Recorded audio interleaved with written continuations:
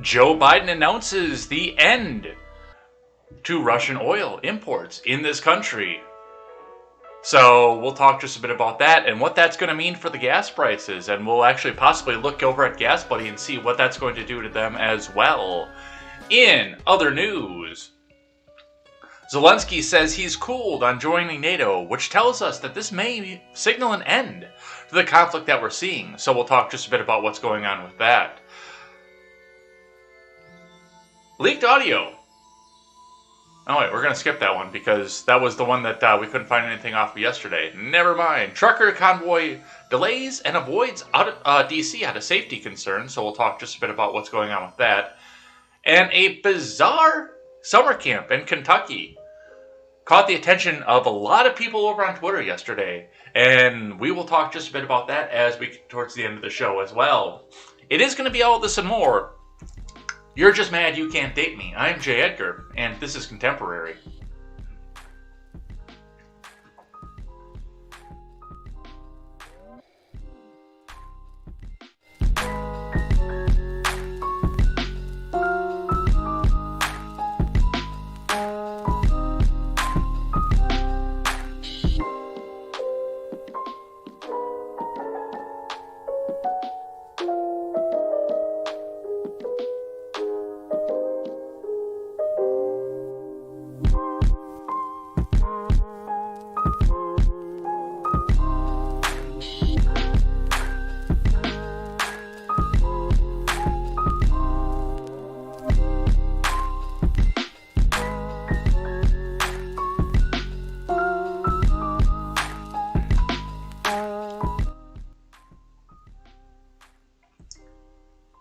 Well, this has been a fun morning so far. I launched live. I got everything up, ready to go live, and found out that I hadn't changed the titles on everything or anything yet, so that was fun. We still had yesterday's titles, which didn't really comport, so I shut the stream down, switched out the titles, and came back up. Found out that I had something up on the stack that I had put on yesterday that I wanted to research, and I couldn't find anything more on the leaked audio for that, so that was fun as well. But we're here. We've got a bunch of news to get to here today.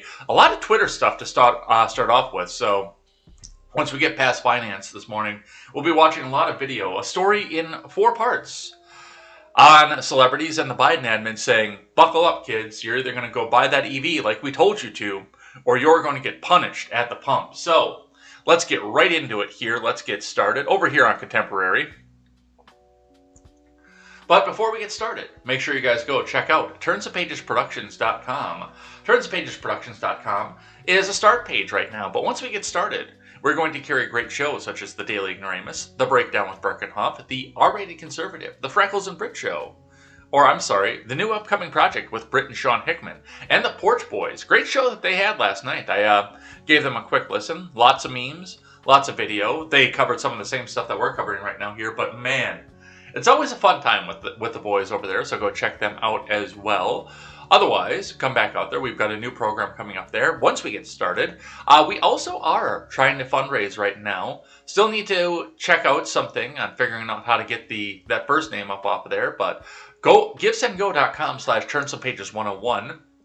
It's going to be your place to come back out and help us out.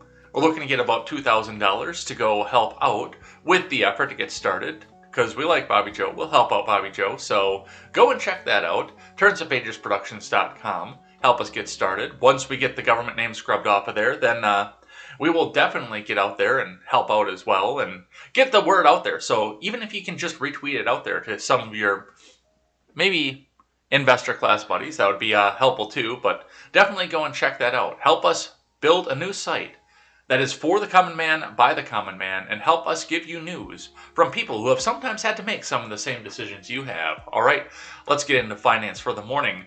On the Dow had a whipsaw day yet again, dropping off the beginning of the day, coming back up about midday, dropping off again, trying to struggle back up, and then closing down about 0.5%, 184.74 points down to 32,632.64.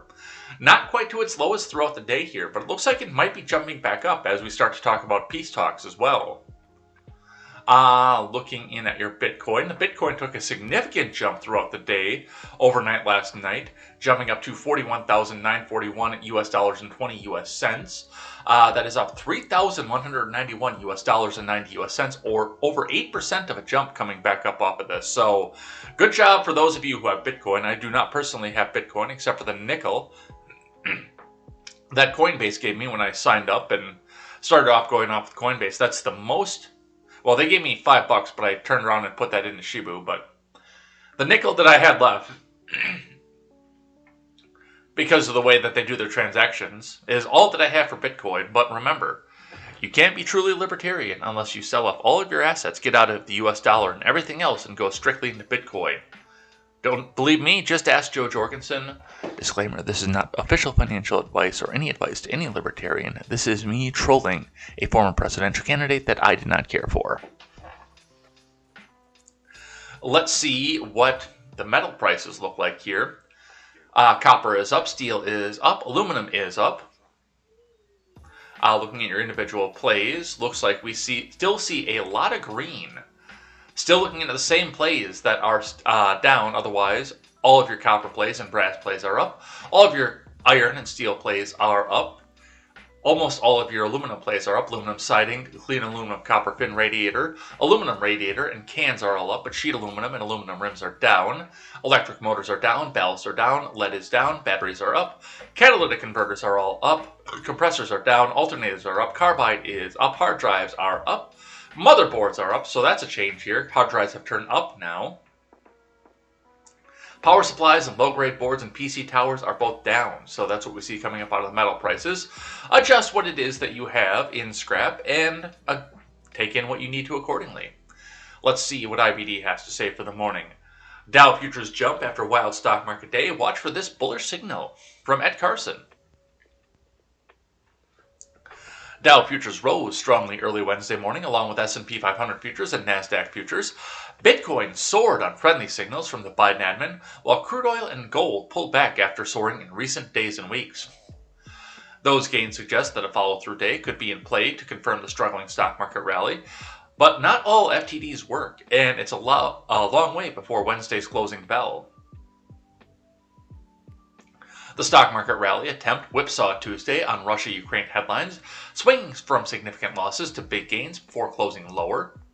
President Brandon announced a U.S. ban on Russian crude oil imports from Tuesday, trying to increase the economic pain versus Russia for its Ukraine invasion, not long after Russian President Vladimir Putin signed a decree announcing a halt to many exports and imports, but with the actual goods to be determined later.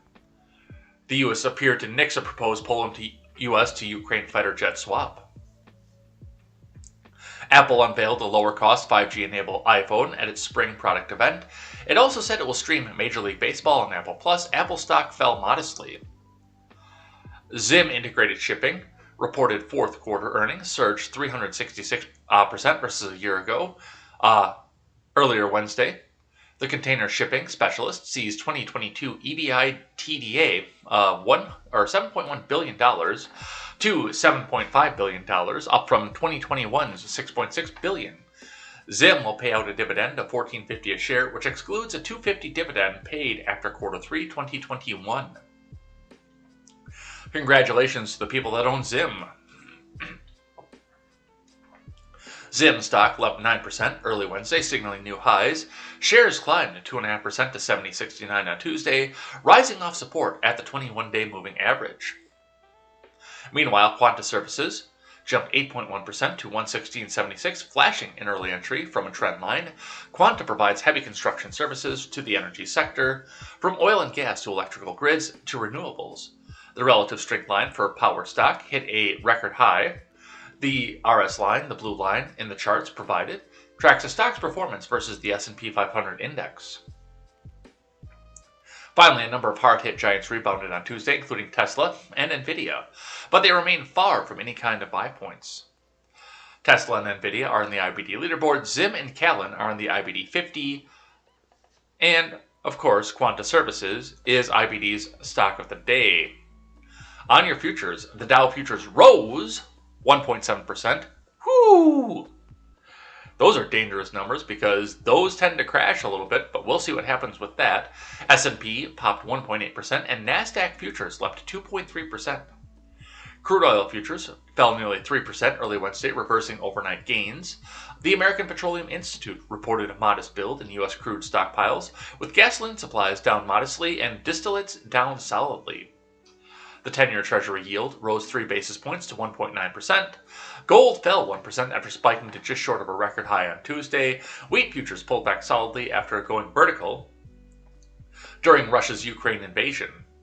Bitcoin jumped 9% overnight after Treasury Secretary Janet Yellen's statement appeared to show a more positive view of cryptocurrencies from regulators to coordinate their work. The statement, which was quickly pulled from online, is in response to an upcoming Biden executive order. Oh, goody. Biden's going to do something. Economically. Well, kiss your savings goodbye. Biden's going to do something economically on an executive order. Remember, overnight action in Dow futures and elsewhere doesn't necessarily translate into actual trading in the next regular stock market session. All right, that's what we see coming off of that. Let's grab one from investors.com, or investing.com rather. Dow futures rise 430 points, tentative signs of diplomacy over Ukraine. By Peter Nurse. U.S. stocks are seeing opening higher Wednesday, rebounding after recent losses amid the first signs of compromise from the Russian and Ukrainian governments while investors digest volatile oil prices. At 7 a.m. Eastern Time, the Dow futures contract was up 431 points, or 1.3%. The S&P 500 futures traded 63 points, or 1.5% higher, and the NASDAQ futures climbed 245 points, or 1.9%. So, and that was at the close. This was late last night when we saw this, and they have come up since then. The main Wall Street indices all closed lower Tuesday, with the blue-chip Dow Jones Industrial Average falling 185 points, or 0.6%, moving deeper into correction territory after giving up gains of almost 600 points. The broad-based S&P 500 dropped 0.7%, also in correction territory, while the tech-heavy NASDAQ fell 0.3% after moving into a bear market on Monday. There were tentative signs of a diplomatic shift in the conflict after Russia's foreign ministry spokeswoman Maria Zakharova said Russia has no intention of occupying Ukraine or overthrowing its government. Well, also keep in mind, the U.S. is looking for this because they're looking for a reason to go off into war, tentatively, supposedly, and also, Russia also did say that they had no intentions of invading the Ukraine either. So do watch this one carefully. I'm not saying that this is necessarily never going to happen, but do watch this one. Because we've been told this story before. And it might happen. It very well might. I'm sure that there are a lot of people that are getting sick of being over there just like that. But, again, just pay attention to this one. Don't jump in there and say, oh, hey, look, they're being diplomatic. It's over.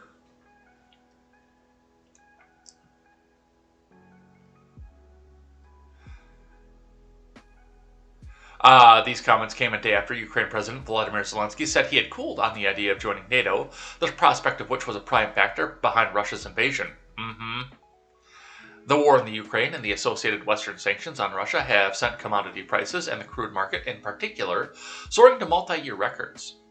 This has prompted concerns that this will force the Federal Reserve, already concerned about surging inflation, to hike interest rates more aggressively than initially expected. The Biden admin added to the volatility late Tuesday, announcing the U.S. would ban Russian oil imports. However, the International Energy Agency said Wednesday it could release more oil from stocks and will draw up an action plan to swiftly reduce oil usage. Oil prices weakened on Wednesday, also weighed by the news that the U.S. crude stocks rose by 2.8 million barrels for the week ending March 4th, according to data from the American Petroleum Institute Tuesday, against forecasts of a drop. If confirmed by the Energy Information Admin numbers later Wednesday, this would suggest consumers are reacting to surging prices at the pump by pulling back on travel. By 7 a.m. Eastern Time, U.S. crude futures traded 3% lower at $119.99 a barrel, while the Brent contract fell 2.8% to $124.35. Both benchmarks hit their highest levels since July of 2008 on Monday, with Brent hitting $139.13 a barrel and WTI $130.15. In corporate news, Bumble will be in the spotlight after the dating app offered an optimistic forecast for 2022, expecting revenue to rise more than 23%, even following its decision to leave the Russian market. Wait, I can get a Russian mail-order bride off Bumble? The fuck am I doing looking at local girls? Holy shit. Macy's will also be in focus after the retailer chose to repay some debt and refinancing existing notes at cheaper interest rates. Apple announced its newest version of the iPhone SE with its latest mobile processor and 5G capability Tuesday, and people will likely still be talking about it this week. The major economic release Wednesday will be the January JOLTS job openings number at 10 a.m. Eastern Time, with the latest week's official monthly jobs report showing a vibrant labor market. Additionally, gold futures fell 1.1% to 2021.30 an ounce, while the euro and the US dollar traded 0.7% higher at 109.74. So that's what we see coming up out of the markets that weren't covered by IBD. Let's get started, and let's remind you of what these people think of you. So first, we're going to do a story in 3 parts. We're going to start by listening to the houseplant in chief and what he has to say. First, about what he's going to do, and about the fact that he's not going to make excuses, or so we thought, but he's still going to make excuses on what's happening with oil and gas prices. Let's first listen to this. From Disclose.tv. Today, I'm announcing the United States is targeting the main artery of Russia's economy. We're banning all imports of Russian oil and gas and energy. That means Russian oil will no longer be acceptable at U.S. ports, and the American people will deal another powerful blow to Putin's war machine. Today, I'm announcing the United States is targeting the main artery of Russia's economy. So that is the announcement right there, and we'll talk just about that, a bit about that more in detail. But yes, the announcement right now is that we will no longer be buying any Russian oil. Now, again, without Europe getting into this, who is the major customer of Russia, and one of the main ones, this is very much a moot point. And this will increase the demand. Well, it won't increase the demand, but it will decrease the supply, thus making oil prices and gas prices jump up over here. I don't think we're done with the gas price surge yet. And I do think that we could see 5 to 6, even with the strategic reserves, unless they are willing to start approving more oil permits or deregulating the oil industry, reversing course on the decisions that could possibly be making the San Antonio refinery on the crust of bankruptcy. Unless they're willing to start doing that, this is going to do horrible things. And even if there is a ceasefire with Ukraine and Russia, this is still going to hit you in the pocketbook. Let's keep going. Part 2. Biden telling you about his policies. Look, let me be clear about 2 other points. First, it's simply not true that my administration or policies are holding back domestic energy production. That's simply not true. Look, let me be clear about 2 other points. First, it's simply not true that my administration or policies are holding back domestic energy production. So, and again, during the campaign, this was the same guy who told us that he wasn't going to make excuses. He wasn't going to be like the other guy and make excuses for everything else that he's done. He is going to take responsibility for everything that happens under his watch. And, here we are. And the big one with this is that he is, again, trying to assure us that it's not about energy policy or anything like that. It's about either the Russian and Ukrainian war, which gave us another $1 per gallon over a few months, or about those greedy oil CEOs, and that's the line that the NPCs are jumping right to right now. It's all about the greedy energy CEOs who just want to line their pocketbooks, and look at them. They're holding record profits because, again, they've been trained from a very early age that all of their problems stem from billionaires. Part 3.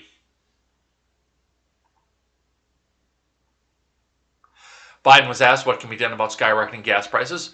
I can't do much right now. Russia's responsible. Gonna go up. Can't do much right now. Russia's responsible. Gonna go up. Can't do much right now. Russia's responsible. Again, I could see where like the last little jump had to do with the Russian-Ukrainian war. That I can actually absolutely understand. I wouldn't say Russia's responsible, just because of things that I know about geopolitics right now. I can't look at this and say that they're responsible, but you've also got a full year of rising gas prices before that you need to explain away.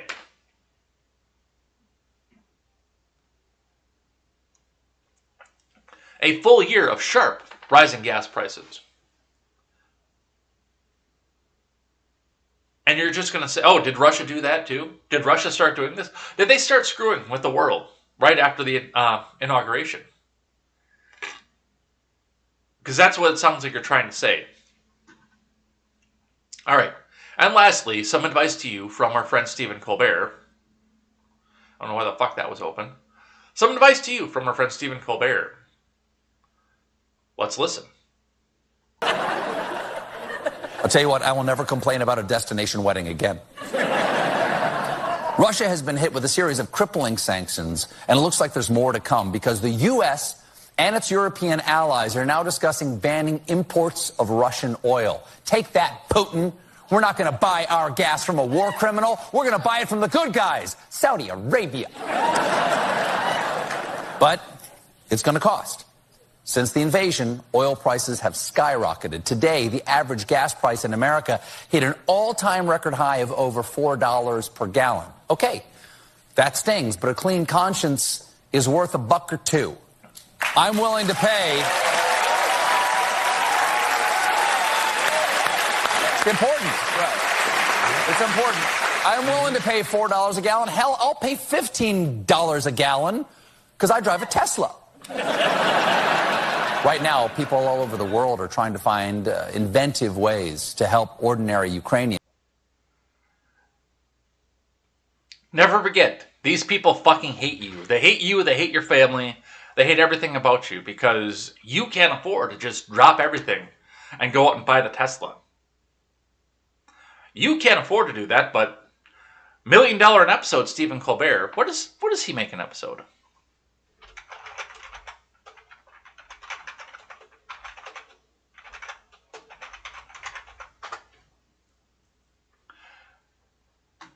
So he's annual salary. He's not per episode. $16 million annual salary. I'm willing to pay $15 a gallon because I drive a Tesla. $16 million. And that is, what is the average salary in the U.S. right now? It's like, what, $58,000?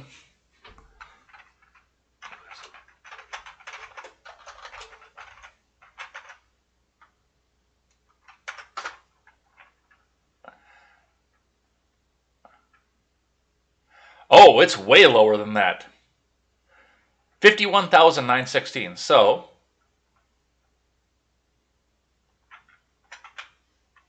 let's grab the calculator. Let's see what it looks here. 16 million divided by 51,916.27. Stephen Colbert makes almost 310 times what the average U.S. worker makes. I will pay $15 a gallon for gas. To hell with what it does to the food prices. To hell what it does to you little people. And if you want to complain about it, hey, I can't complain about it because I drive a Tesla. These are your elites right here. And yet, these are the same people that will tell you about the evil CEO who's worth X amount of dollars. That's his salary. That's not his assets. That's not his investments. That's just his salary, $16 million. Most of your CEOs aren't making that. They're just taking what they have and being taxed on their property their real property and everything else. But hey, he's got a clean conscience because he drives a Tesla. All right. Now that we're done complaining about Colbert, let's keep going here. Let's read one from Fox News. Biden engaged in war on American energy. Finally banned Russian oil over bad news cycle, House Rep says. From Ethan Barton. It's a live chat up here so I can see. Oh yes, I see that all of you are fans of Colbert, aren't you? That's what I'm getting out of this live chat right now. A lot of fans of Stephen Colbert. President Biden's ban on Russian oil was a political decision after it became a news cycle problem for him, Representative Brian Mast told Fox News. Biden said Tuesday he was banning imports of Russian oil and natural gas in response to the superpower's invasion of Ukraine. Mast said he supported the ban on Russian fuel, but questioned why Biden only now decided to implement the ban. Because he got pressure from his base, and he doesn't care about the other people. He's got people like the Teens React star that I talked about yesterday, who told us how proud she was to pay $6, $7 a gallon for gas in Los Angeles, because it means that she's sticking it to a dictator. I don't know how she was doing that because we were still importing gas from Russia at the time, but hey, she was proud to pay that kind of gas. He's now realized that, for him, it's a political problem, the Florida Republican said. It's an MSDNC news cycle problem. That's the only thing that's changed between the day one of the war and today, he continued, noting that Biden didn't take questions, because he never does. Russia invaded Ukraine nearly 2 weeks ago, but that was amassing troops on its border for months. Mast also said Biden's war on American energy, not just sanctions on Russia, are causing increased gas prices, also amounts to a war on Americans that are on fixed incomes, he added. Plus anybody who doesn't make $51,000, $60,000, $70,000, $80,000, or, in Colbert's case, $16 million.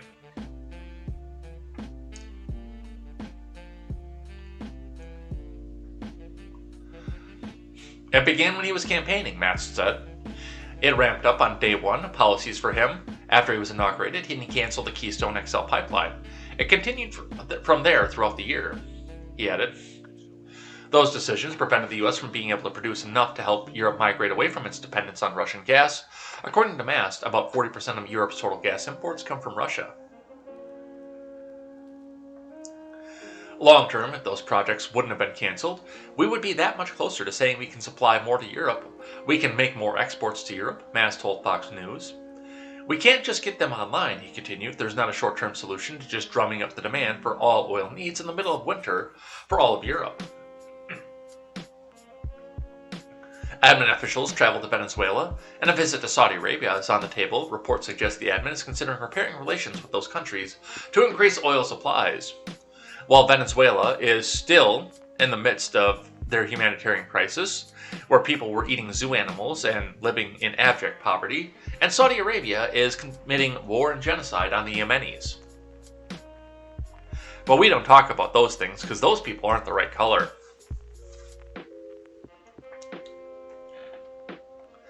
Because of this war on American energy, the president is looking to make new alignments with what we previously called the axis of evil, Mast told Fox News.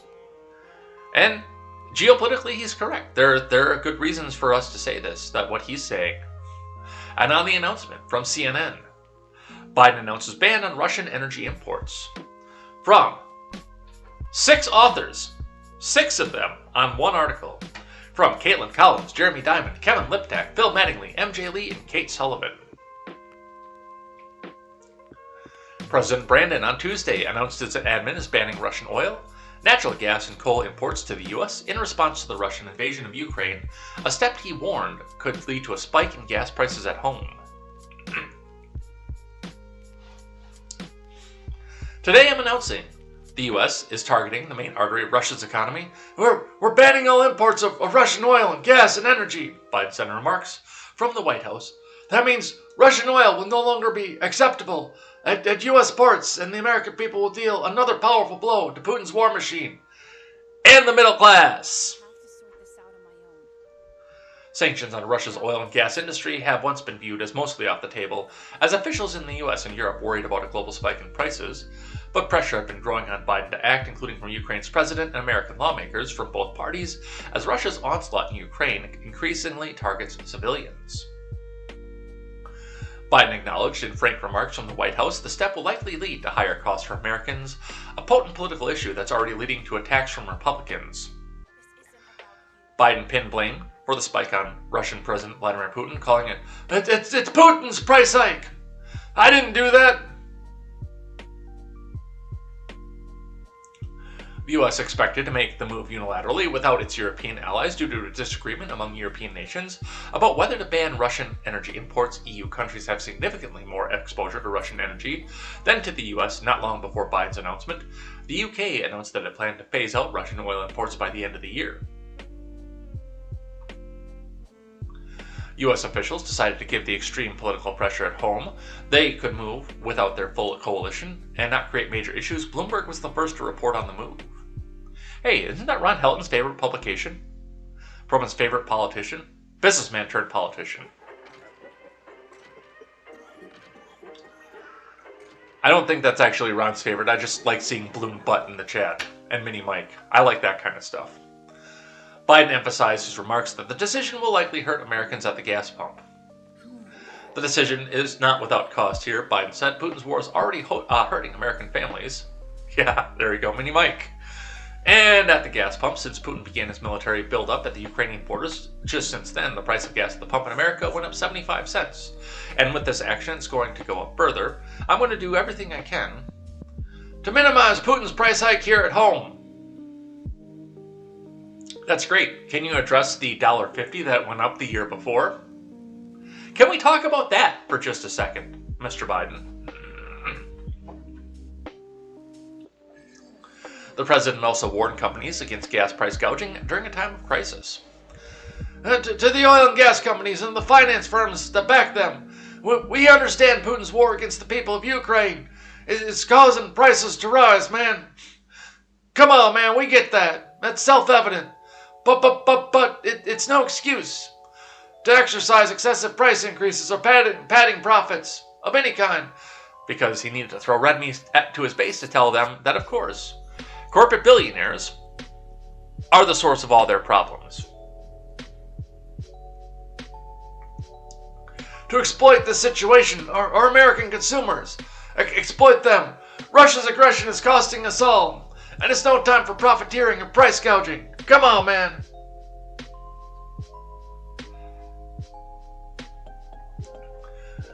U.S. imports from Russia make up a small slice of the American energy portfolio, roughly 8% in 2021, of which only 3% was crude oil. I think it's a little bit higher than that.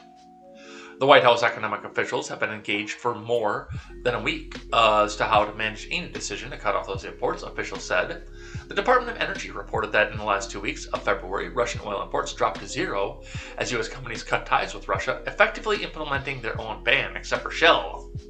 So, and that's a part of this too. This is a very symbolic move. And part of the reason that you did see some of the prices go back up, because, now these companies have only a couple options for who they buy from. They don't have the open free market of, buy for anybody who will sell it for cheap.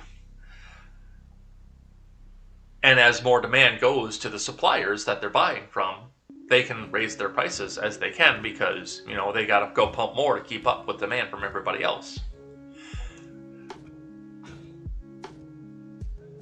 So mostly symbolic. I know that a lot of people will just say, well, Joe Biden finally banned it all, and now he's doing something, and now we'll show those Russians. Well, these big oil companies did that like 5 days ago.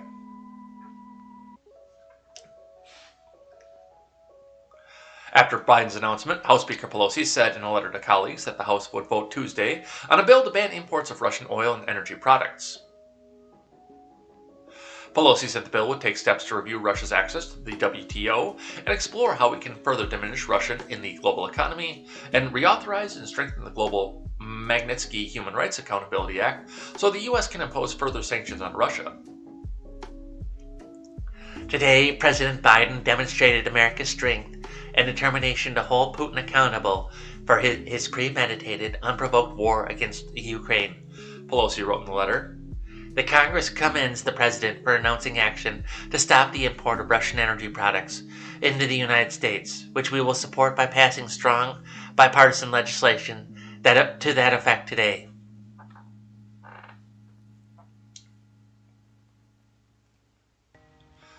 The sanctions the West slapped on Russia following its unprovoked invasion of Ukraine had so far exempted oil exports.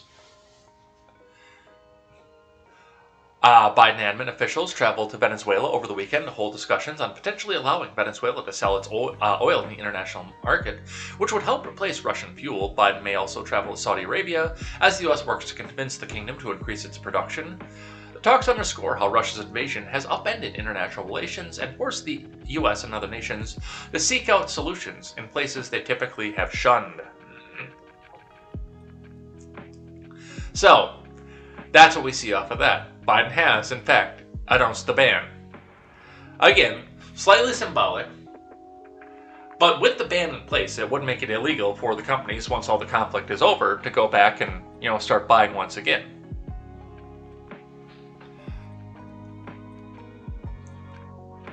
Alright, what else do we have here? From the New York Post. Biden says he can't do much about rising gas prices and blames Russia. I'm going to take responsibility for everything that happens under my watch.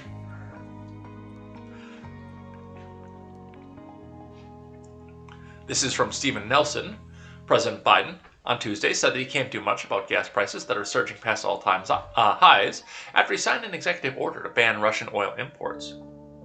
Do you have a message for the American people on gas prices? A reporter asked Biden when he arrived in Fort Worth, Texas for an event about veterans' health. They're gonna go up, Biden said. A reporter followed up. What can you do about it? Can't do much right now. Russia's responsible, said the president, despite Republicans urging him to allow more domestic drilling and pipeline projects. Biden announced Tuesday morning that he would ban imports of Russian oil after 2 weeks. Yeah, we read about all that already.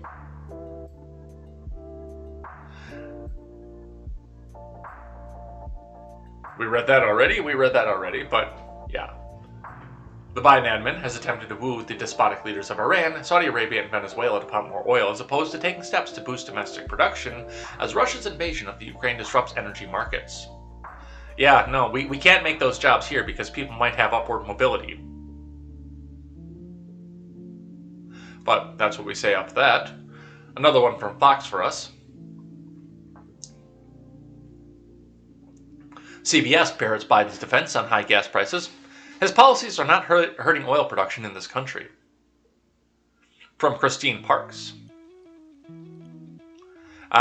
We actually might try to watch this, because that's at 6:08 p.m.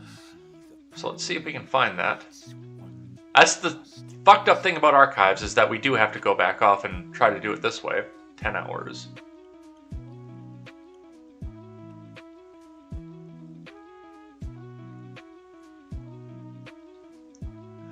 Yeah, a lot of Trump stuff on this one. Is this just all retweets? What the fuck, dude?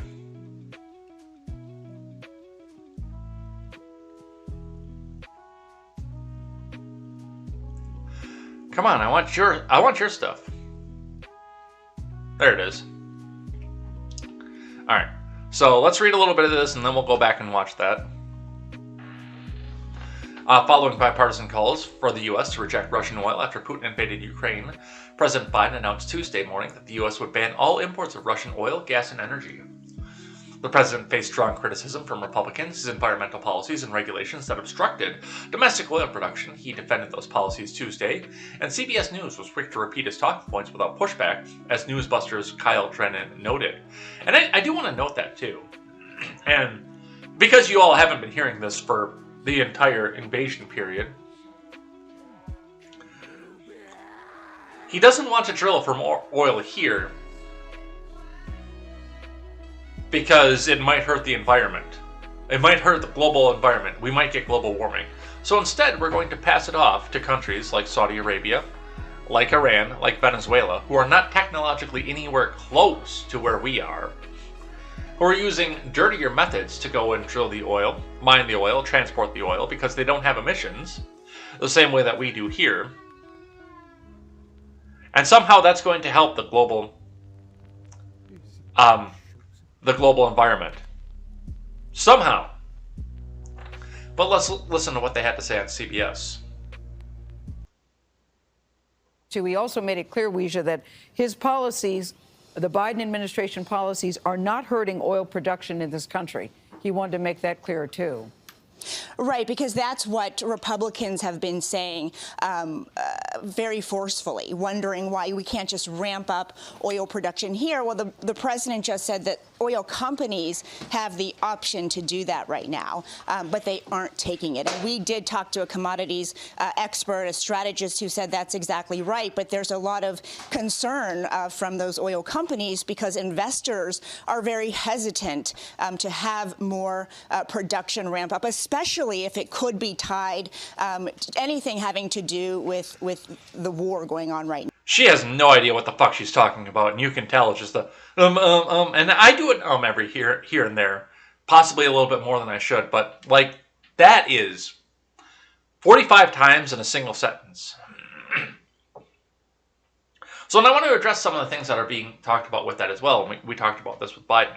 Biden is actually absolutely correct. There are about 9,000 leases out there for oil drilling that are active that people can't go and do. But in addition to shutting down new leases, the Biden admin also raised regulations on companies like the oil companies to make sure that it was more expensive for them to go out and make new drilling, hire new employees, get new equipment, start new equipment.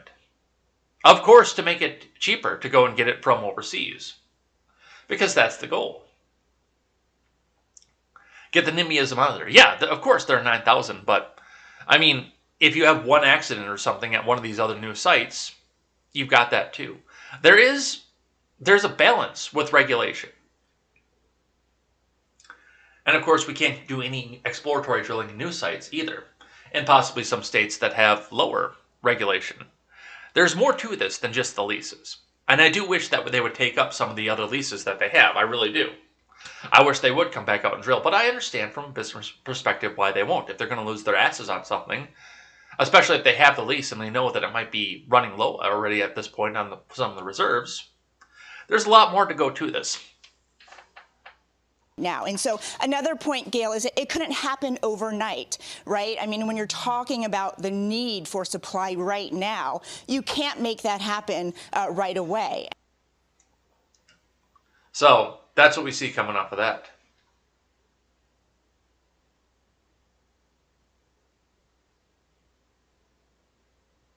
I like this one, Gas 101. A course which addresses the fluctuation of gas prices and cause thereof. This class was created for those who have been misinformed or are spreading misinformation. The price of gasoline is determined by the following factors: taxes, distribution, marketing, cost of refining, crude oil prices. None of these factors are determined by the President of the United States. That is actually incorrect.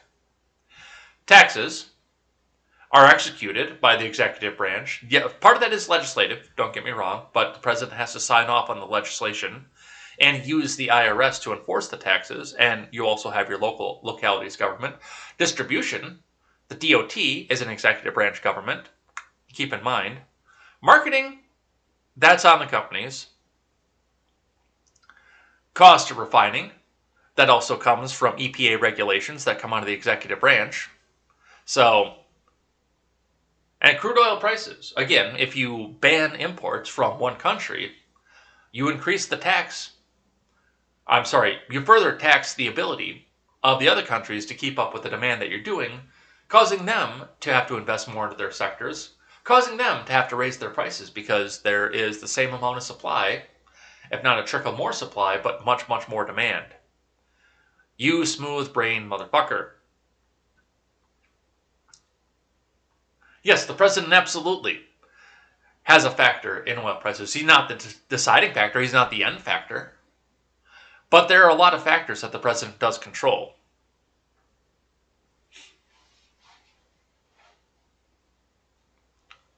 There absolutely is. Grab one from the Daily Mail. On the other side of the pond, Putin threatens to turn off the gas pipeline to Europe as punishment for sanctions and warns oil will double in price to $300 a barrel as pressure grows on UK to reinvest in the North Sea to shore up domestic supplies. From Martin Robinson. Vladimir Putin today threatened to close his gas pipeline, pumping in almost half of Europe's gas if there's a boycott of Russian fossil fuels amid warnings that this could push up oil prices over $300 per barrel, giving him even more cash to spend on his brutal Ukraine campaign. The war in Russia has sent markets into a panic because the West is so reliant on Russia for its energy, which brings at least £100 billion a year for the Kremlin that can be used to finance its invasion and occupation. There are growing calls for British to ramp up production in the North Sea, while Germany is being urged to open up its historic gas fields. Experts also believe that the nation should ramp up nuclear output, yes, and consider relying more on coal-fired power stations in the short term, despite Europe's net zero pledges. Oil prices have spiked to their highest levels since 2008 on Monday after the U.S. Secretary of State Anthony Blinken said Washington and European allies were considering banning Russian oil imports. Today, President Biden will announce the boycott following relentless pressure from Republican and Democrat lawmakers in a move that could send gas prices even higher. European allies who rely far more on the Kremlin's energy exports are reportedly not joining the ban, but were consulted by U.S. officials, Bloomberg reported. Yeah, they cut off Nord Stream 1. You're going to see some pretty serious shit happen in the EU. Now, one thing that I do want to say here is I don't know necessarily that there was an actual intent to occupy the Ukraine or to keep the Ukraine out of NATO, to be completely honest. One of the things that we've known about Putin is that he likes to be disruptive in other nations. His so-called Russian bot farms were buying up Facebook ads for both sides, trying to pit each other against each other in the 2016 election. Of course, nothing bad happened in the 2020 election. And now, with the idea that, we can get all these people calling for sanctions because Russia's the great evil of the world, now they have justification to go back and shut up the oil because they're sanctioning everything else. Oh, you sanction everything else in my country. Why I give you oil? He's got that option, and that option's out there for him.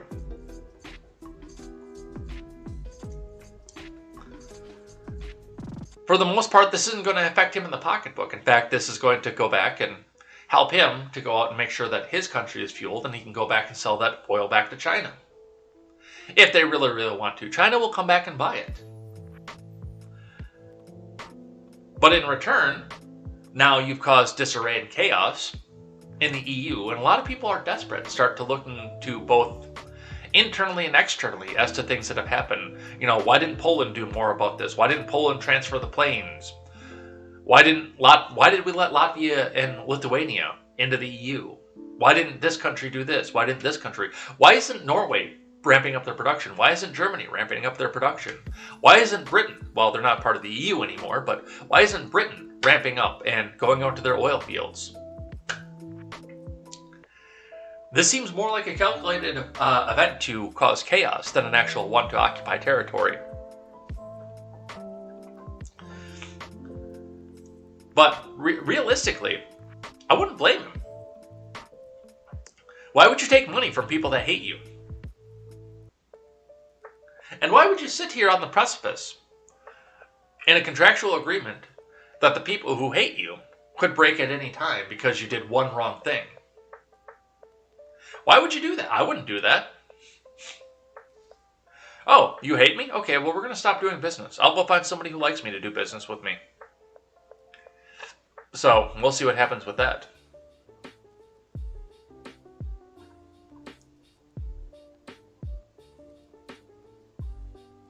All right, 2 Democratic senators join Republicans in calling for U.S. to increase domestic production. This is from the Daily Wire's John Rigolizzo. The growing chorus of calls for increased oil production in the U.S. has become bipartisan as moderate Democrat Senators Joe Manchin, a guy who's deeply vested in coal, keep in mind, and John Tester, who sits out in the western U.S. where the oil fields are, On Tuesday, called for producing more oil domestically instead of importing the natural resources from foreign countries. Approached by CNN's Manu Raju in the halls of the Capitol, the two Democrats stressed the importance of domestic oil production, even as the Biden admin looked to countries like Saudi Arabia, Iran, Venezuela to make up gaps in the oil supply resulting in the Russian invasion of Ukraine. Meanwhile, we have Alaska, Prudhoe Bay, Mexico, which I'm sure if we paid them a whole bunch of money to fix up their shitty places in their country, or annex them, don't annex them, or annex them. They're sitting on one of the biggest oil fields in the world.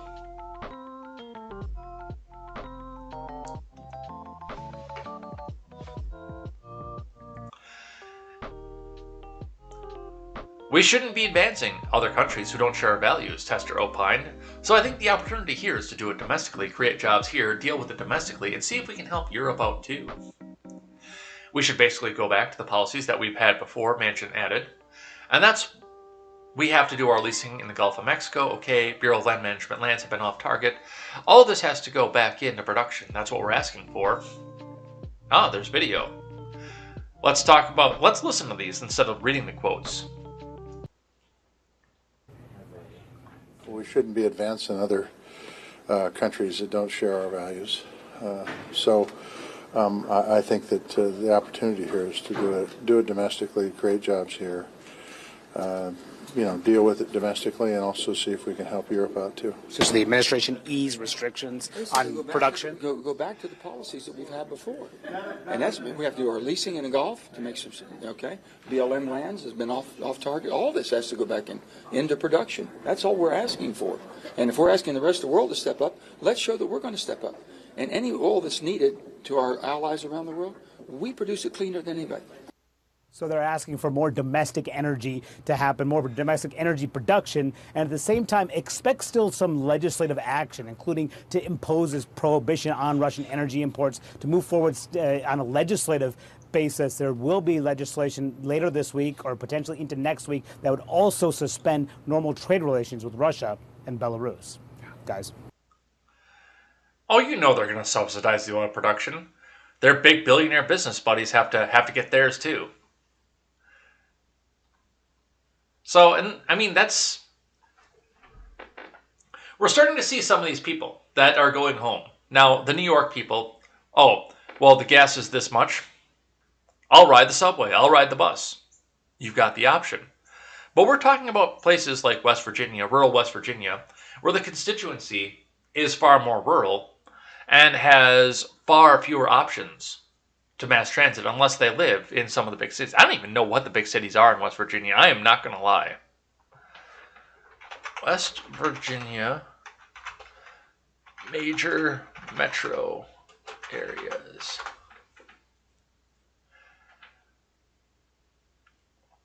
The 10 largest cities in West Virginia: Charleston, Huntington, Morgantown, Parkersburg, Wheeling, Fairmont, Weirton, Martinsburg, and there are a couple more. Charleston, the largest city in West Virginia, has 44,628 people. That's a tenth the size of Milwaukee, like Milwaukee proper. In fact, I think it's less than a tenth of that size now, because I think they cracked 500,000. And then plus the other 1.5 million people that live in all the suburbs around Milwaukee, all crammed in like fucking sardines. Huntington, that's like, what? What is Huntington? A fifth of the size of Madison? Madison proper, of course. Not, again, all the suburbs around Madison. So yeah, no, they don't have huge major metro areas where it's just go get on the subway, go get on the bus, go get on this, get on that. So yeah, the gas prices are hurting them in the pocketbook as people need to get back and forth to go to work. And I'm sure that they don't have the electric charging station infrastructure to make the Tesla feasible. Usable, but not feasible for everybody. It's definitely usable, but not feasible to have everybody jump on it all at once. And that's the same thing with Montana. Of all that landmass, only 1 million people in Montana. But that's what we see off of that. Let's grab one from Fox Business. Redhaired Bobblehead claims Biden admin not slowing domestic oil production. Let's take some of the silence out of the air here. From John Brown. White House Press Secretary Redhaired Bobblehead sought to dispute claims that Biden admin's policies are preventing domestic drilling. Referring to a comment she made earlier during the White House press briefing that the Biden admin was going to do everything we can to reduce prices at the pump, Fox News' Peter Doocy pressed Psaki to clarify why the admin is asking other countries to pump more oil instead of producing more oil at home. When Bobblehead claimed federal policies are not limiting the supplies of oil and gas domestically, Doocy pointed out that Biden issued an executive order halting new oil production at public plants. Bobblehead said that 90% of the leases on public lands and that there are 9,000 unused drilling permits. So we can possibly see some of this as well. The archive thing, I'm telling you. Let's see if we can get back to the 7th. Through all the retweets, of course.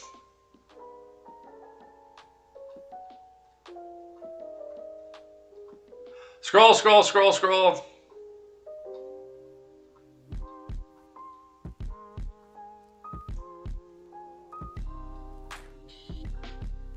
Alright, we're back to the 7th. Yep, there we go.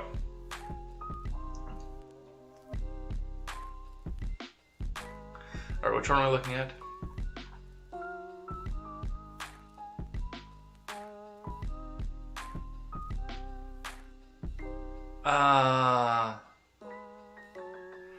Yeah, let's not listen to this woman instead.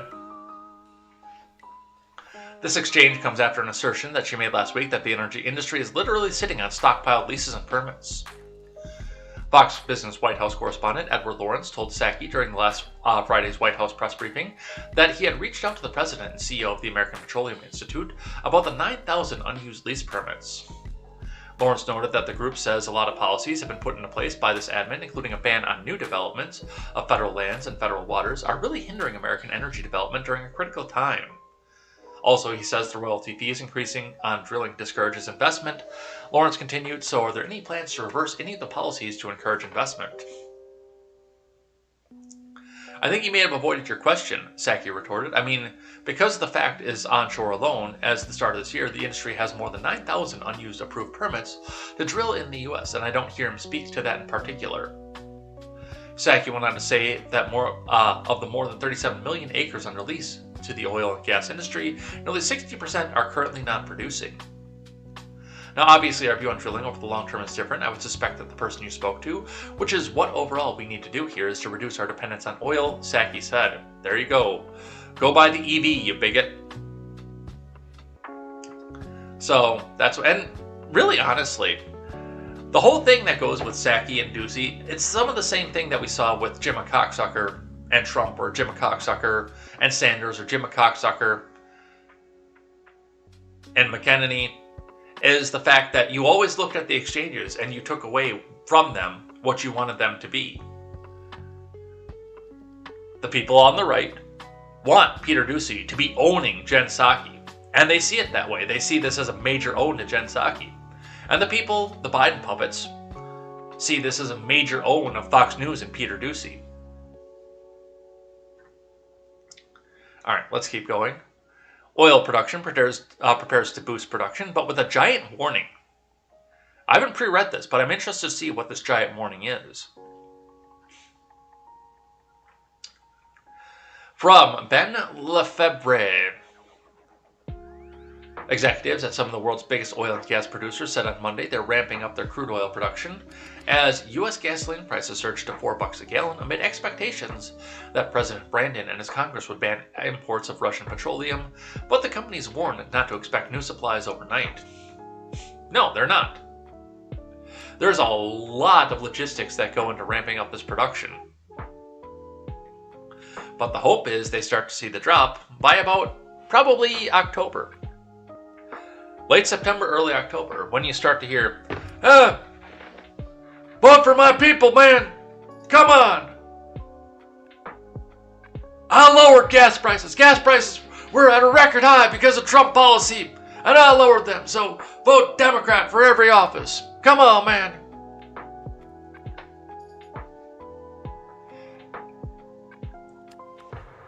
Exxon and Chevron are both boosting production at the Mammoth Permian Basin field in West Texas and New Mexico, strategies that both oil majors laid out last year, but have taken on new urgency because of the surge in oil prices to their highest level in 14 years.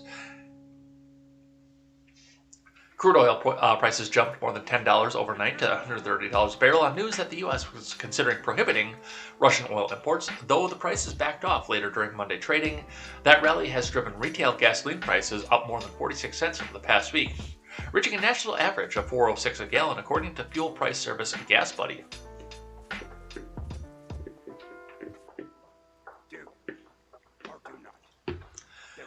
Exxon said it expected to increase its production to the Permian Bay by 100,000 barrels a day, on top of a sharp ramp up last year to 460,000 barrels a day.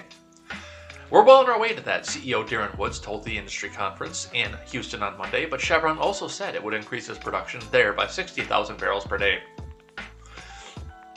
And also keep in mind that you are going to have to ramp up production at the refineries as well. But even with those sharp increases, keeping a lid on oil and gasoline prices will be difficult. If Russia's 5 million barrels a day of oil exports are taken off the market, the U.S. industry imports only a modest amount of Russian oil and refined products, but trading firms around the world are beginning to shun Russian supplies as the government tightens its financial sanctions on Russia in response to President Putin's invasion of the Ukraine. Yeah, like I say, this is not going to be an overnight thing if they do wind up ramping up production, but you will see a lot of new jobs, a lot of raised wages if they can find people. That's going to be the other side of this, is you are having a hard time finding people to fill these jobs, but an increase in jobs, an increase in wages, because they need to compete with other people, or with other companies for the same people. But again, I don't know if they're going to allow this to happen. Let's see. Let's listen to Steve Scalise, reporter. Given where we are right now, what rethinking have you done to Trump's withholding of military aid to Zelensky as he pressured to investigate Biden? Scalise, if you look at that conversation, President Zelensky had called President Trump to thank him for the leadership. But that's not what the mainstream media told us. Look back a little bit. Given where we are right now, what rethinking have you done on President Trump's withholding of military aid to Zelensky as he pressured him to investigate Joe Biden and Hunter Biden? And would you have done anything different in 2019 if you had known, the importance of Zelensky in Ukraine in this moment today? Well, first of all, and you look at that conversation, President Zelensky had called President Trump to thank him for the leadership that he provided. In fact, when Zelensky got elected, he said he modeled his campaign after President Trump's. And ultimately, he got the relief money that he was asking for. If you go back to when Joe Biden was vice president, he bragged about how he withheld $1 billion in aid to Ukraine when Joe Biden was vice president, because he said he wanted a prosecutor to get fired, who ultimately, from reports we saw, was fired. But President Trump stood with President Zelensky, and in fact, the two of them had a really good relationship. And when President Zelensky was asking for things like Javelin missiles that the Biden and Obama administration said no to, President Trump said yes and actually helped Ukraine get those tank-busting missiles that they needed and, frankly, they've been using. They could have surely used some of those surface-to-air missiles that they were asking for just a few months ago that President Biden said no to. So, and there was a side of this too. Now, yes, there was military aid that was withheld to Ukraine, but it was withheld for like a week. But again, we're going to run back to this because the big issue that we're seeing here is the fact that most of the mainstream media is trying to pin this whole thing on Russia. Or I'm sorry, on Trump. They don't want this to be anything else other than this is Trump's fault. This is Trump's fault. Because again, you're heading into a highly, highly contested midterm.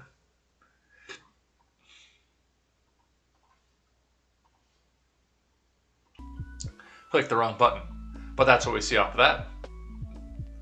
Alright, some of the Russia stuff now that we're done talking about gas. Zelensky says he's cooled on joining NATO and is open to discussions about the control of Russian-backed separatist regions. It's looking like he might be getting ready to surrender here. This is from Natalie Musumeci.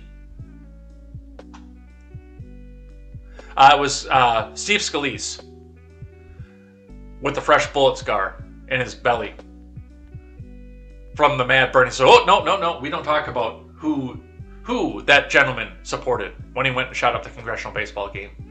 That's verbatim. We can't talk about that. That was Natalie Musumeci is writing this article here. Ukrainian President Volodymyr Zelensky says he has cooled down about Ukraine's bid to join NATO amid Russia's war with Eastern Europe. Regarding NATO, I have cooled down regarding this question long ago after we understood NATO is not prepared to accept Ukraine, Zelensky told ABC News in an exclusive interview that aired Monday night. Zelensky added, "The alliance is afraid of controversial things and confrontation with Russia. I never want to be a country which is begging something on its knees. We are not going to be a country, and I don't want that to be that president." Ukraine's pursuit of NATO membership has been cited by Vladimir Putin as a justification for his decision to invade the Ukraine. In 2008, Ukraine applied to begin a NATO membership action plan, and the alliance welcomed Ukraine's bid, pledging that the country would eventually become a member while declining to offer a timeline. In addition to his NATO comments, Zelensky said on Tuesday that he was open to discussions about the control of the Russian-backed separatist regions in eastern Ukraine, which could be an opening for peace talks with Russia. "It is important to me how people who want to be part of Ukraine will live here. I am interested in the opinion of those who see themselves as citizens of Russian Federation. However, we must discuss issue," Zelensky said. "What did I tell you right from the top?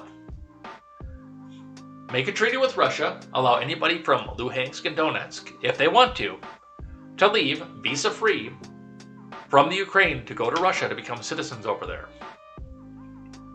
Hold on to the land, because you've got all of your industrial production over there.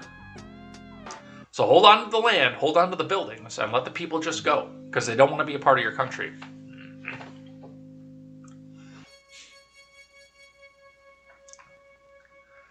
Before Putin launched Russia's war in Ukraine, he signed a decree recognizing the separatist regions of Donetsk and Luhansk in the Donbass, an eastern province in Ukraine, as independent states. Putin demanded guarantees that Ukraine would not join NATO in the run-up to his invasion, a demand that the alliance's leadership repeatedly rejected. "The people who elected me are not ready to surrender. We're not ready for ultimatums," Zelensky said, "but we can discuss with Russia future of Crimea and Donbass." So it's looking like this may be starting to wrap up here a little bit, which is probably, well, again, we got to pay attention to who is involved with this, and two people that I don't particularly trust. But it's looking like we might see a wind down coming in off of this. Because no matter how hard they tried, neither Zelensky nor Russia could pull the US into this conflict. And neither could the mainstream media. From the Daily Wire, Ilhan Omar raises questions about sending American weapons to Ukraine. Unpredictable and likely disastrous. From Virginia Kruta, Congresswoman Ilhan Omar raised questions on Tuesday about supplying large numbers of American weapons to Ukraine, arguing that the results of taking such action could be unpredictable or disastrous. "The consequences of flooding Ukraine with billions of dollars in U.S. weapons, likely not limited to just military-specific equipment, but also including small arms and ammo, are unpredictable and likely disastrous, especially when they are given to parliamentary groups without accountability." Paramilitary, not parliamentary. So, and I am completely against Ilhan on this. I think the best defense of a country is for you to go back out and put as many arms into the arms of as many people as you possibly can. Tanks, Stinger missiles, rifles, select fire rifles, ballistics, RPGs, pistols, shotguns, flamethrowers, grenade launchers. The more of those you have in the hands of people, the more prepared they will be, especially if they have time to train with them, when somebody like Putin decides to come into your country. But I will give Ilhan some credit. She's at least consistent on this. A lot of her Democratic colleagues are very, very eager to see small arms in the hands of Ukrainians, but not in the hands of the U.S. Ilhan will stick with her massive gun control agenda to make sure that you are disarmed, but also tell you that the Ukrainian citizen should be disarmed. So I will applaud her for consistency at the very least. Again, she's very wrong, and she's very unintelligent, but she's at least consistent.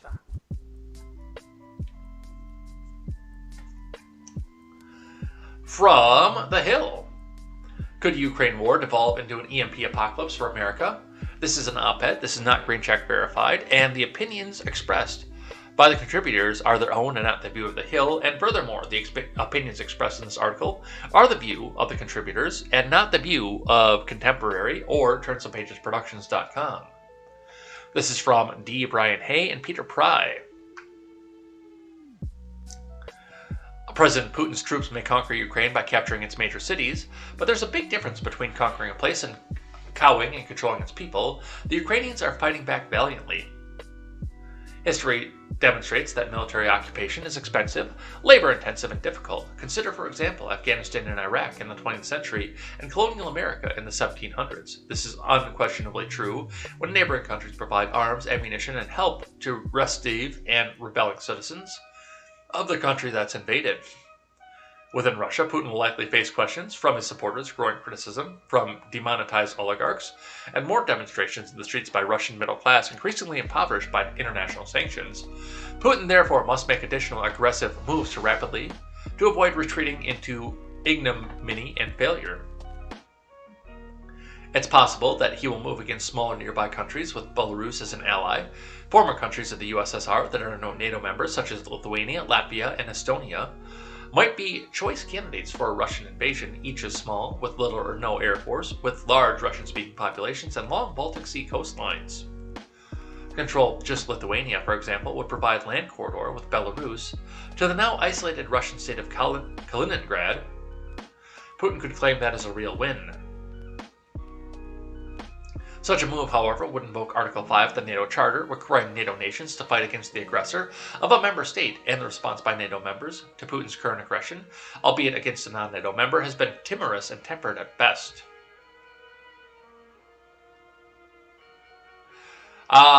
Let's see. I mean, this is they're waiting to get another point because they want people to keep reading and seeing more advertisements on the side. Ad blocker be damned. I need a better ad blocker.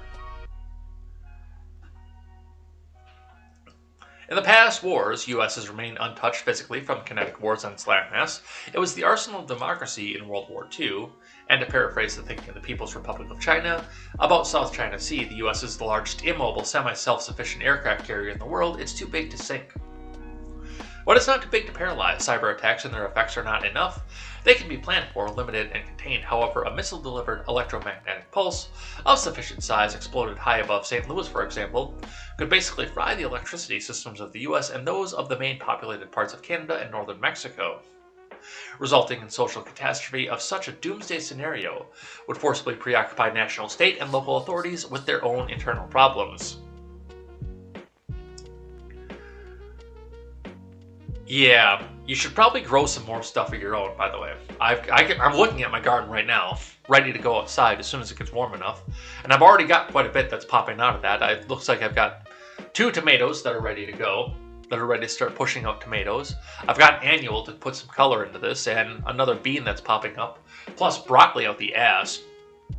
Because I figured out that you can regrow broccoli from its stems.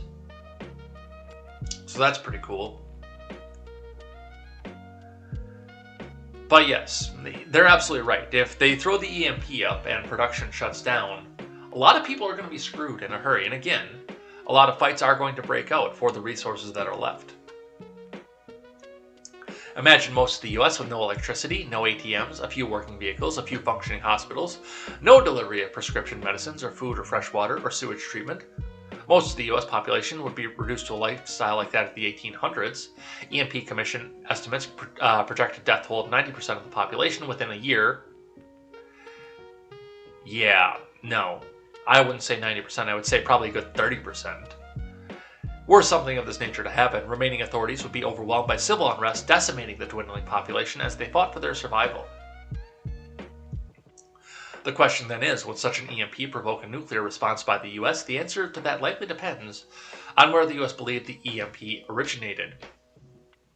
So, another piece of panic porn to all this, because they do say, and honestly, nuclearly, with a nuclear situation, if anybody did try to come back in and toss a nuke our way, or anywhere into this hemisphere, we have enough defenses that would take enough of it down that we wouldn't have to worry about it. However, in the situation where we would be in, if they did throw the EMP back up, that would be harder to detect and harder to take down. But again, you should be prepared. Have those extra few cans. Have a can opener. Figure out how to either have some toilet paper or make toilet paper. Grow your own food. Till up that garden or that lawn if you can. And put in a couple rows of beans, because beans are a lot of energy in a little place. Broccoli, if you need it, because there's a lot of vitamins that go with that you're going to need. Peppers, because you want some flavor. If you are not renting, if you own, get some chickens. Learn how to be self-sufficient. It's fun to still be able to go and depend on stuff that the government is doing, but don't be, not depend on it, but to option it, to be able to go out, have the nice restaurant, the fancy lobster tails and stuff like that. But don't be dependent on it. From NBC. Congressional leaders reach government funding deal with almost $14 billion in Ukrainian aid. Yes, we were facing another government shutdown on Friday, but, you know, everybody's coming together to go sign off on bills. Because nobody wants to see the spending stop, and this includes a new $14 billion in Ukrainian aid.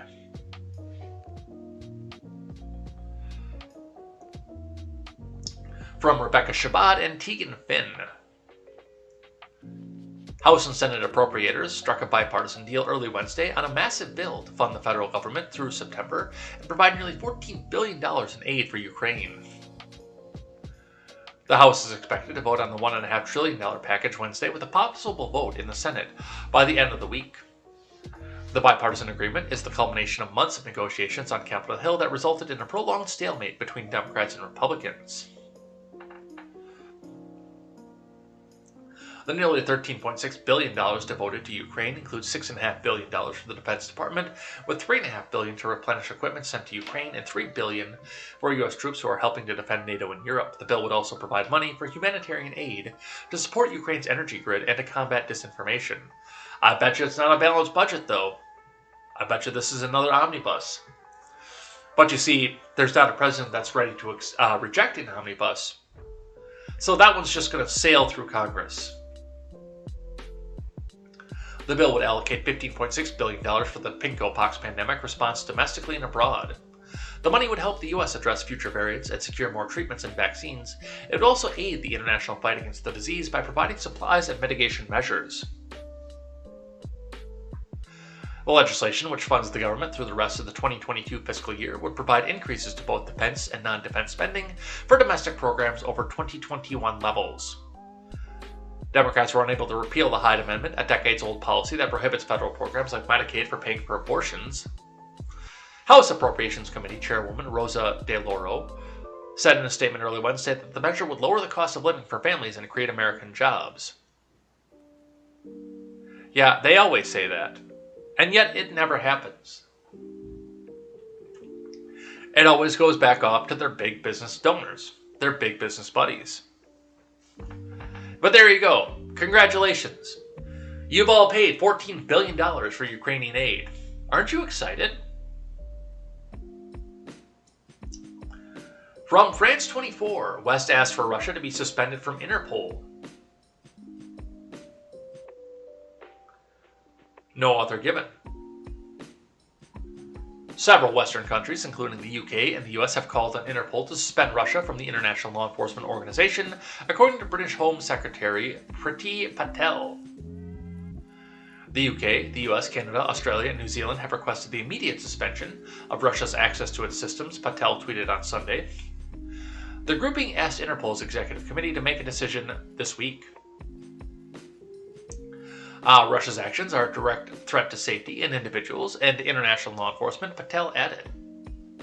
While Patel did not specify the reason for the request, Western allies have been seeking to diplomatically and economically isolate Moscow over its invasion of the Eastern European neighbor Ukraine. I know why. Because it's politically popular to go point the finger right now and blame Russia for everything. That's why. And all the rest of the Western nations are sucking it up too. Because if they all unite against the common enemy of Russia, the little people in their countries stop asking questions about the corruption in those countries.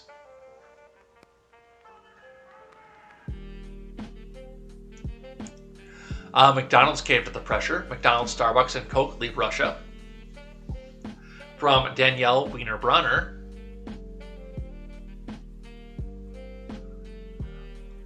McDonald's and Starbucks are shutting their restaurants and cafes in Russia, and Coke is suspending its operations there in response to Russia's invasion of Ukraine. PepsiCo is also pulling some products from the country.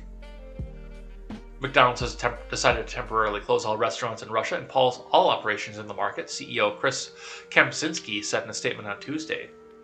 There were 847 locations of McDonald's in Russia at the close of last year, according to an investor document.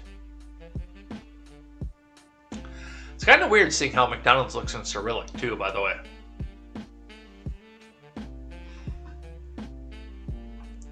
Globally, most McDonald's locations are operated by franchise operators, but that's not the case in Russia, where 84% of the locations are operated by the company, according to the document.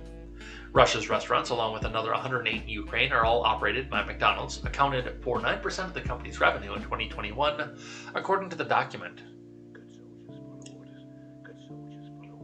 In Russia, we employ 62,000 people who have poured their heart and soul into our McDonald's brand to serve their communities. We work with hundreds of local Russian suppliers and partners who produce the food for our menu and support our brand, Kempczynski said. And we serve millions of Russian customers each day who count on a McDonald's. In the 30-plus years that McDonald's has operated in Russia, we've become an essential part of the 850 communities in which we operate. But he added, at the same time, our values mean we cannot ignore the needless human suffering unfolding in Ukraine. Along with Starbucks, Coke, PepsiCo, Danone, and Unilever. And again, this is mostly cowing to political pressure. In a true free open market, these companies would continue to operate in whatever way made them money. But we can't have that because we might lose money domestically, because people might stop eating at our restaurants. I might.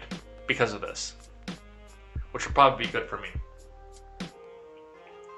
I might end my McDonald's consumptions because of this. Because this is kind of crap, dude. It really is.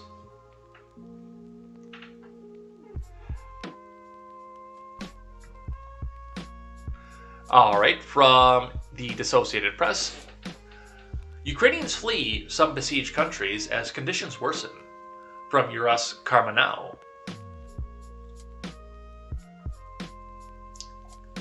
Renewed efforts to rescue civilians from increasingly dire conditions in besieged and bombarded Ukrainian cities were underway Wednesday. Days of shelling have largely cut residents in the southern city of Mariupol off from the outside world and forced them to scavenge for food and water. Meanwhile, the decommissioned Chernobyl nuclear site was knocked off the power grid Wednesday and forced to switch into generators, a worrying new development that raised the alarm about the plant's ability to keep its nuclear fuel supply safely cool. Authorities set another ceasefire to allow civilians to escape from Mariupol, Sumy in the northeast, Enerhodar in the south, Volnovakha in the southeast, Izium in the east, and several towns in the region around the city, capital city of Kiev.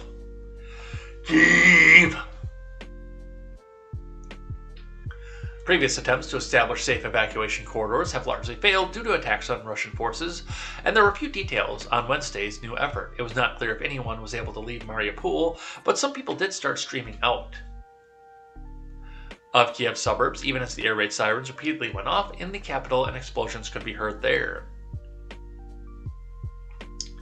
Mariupol, which nearly half the population of 433,000 is hoping to flee, has been surrounded by Russian forces for days. Corpses lie in the streets and people break into stores in search of food and melt snow for water. Thousands huddle in basements, sheltering from Russian shells pounding the strategic port of the Azov Sea.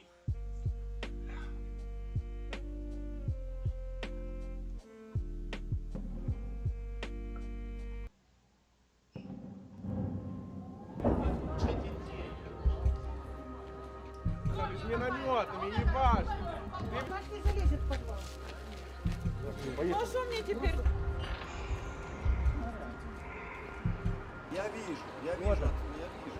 Хорошо это. Электричество у нас ничего есть, у нас нет ничего, медикаментов, ничего нет.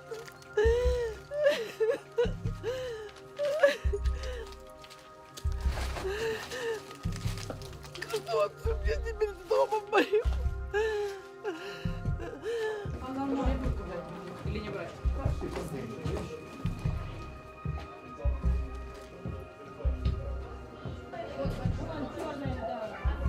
В первую очередь женщины, дети, старики, мужчины. Вы можете пойти и найти воды. Можно воды? Да? Окраины города Лука, все заминировано. Пока весь на сегодняшний день, на сегодняшнюю минуту не удалось. I do say, honestly, that one of the things that goes along with that is, yeah, I mean, the men should be out looking for water, and the supplies that are brought in from the others, that should be for the young, the sick, and the elderly. But that's just a societal thing. That should be decided by the people out there. But that's what we see off of that. And yeah, the refugee crisis is going to grow and increase. And I mean, one of the big questions here is how many of these people are going to be willing or able to go back. From the Hill. Voters believe Putin wouldn't have invaded Ukraine under Trump. Logic agrees. This is from Joe Concha, again an op-ed. The views expressed by contributors are their own and not the view of the Hill. Also, the views expressed by the contributors are their own and not the views of Contemporary or TurnsOfPagesProductions.com.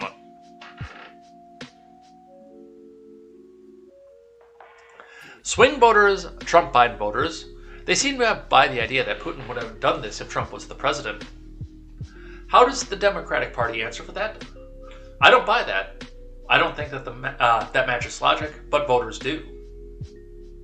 That was NBC's Chuck Todd on a recent edition of Meet the Depressed, sharing disbelief that Russia could have invaded Ukraine if Donald Trump were still president.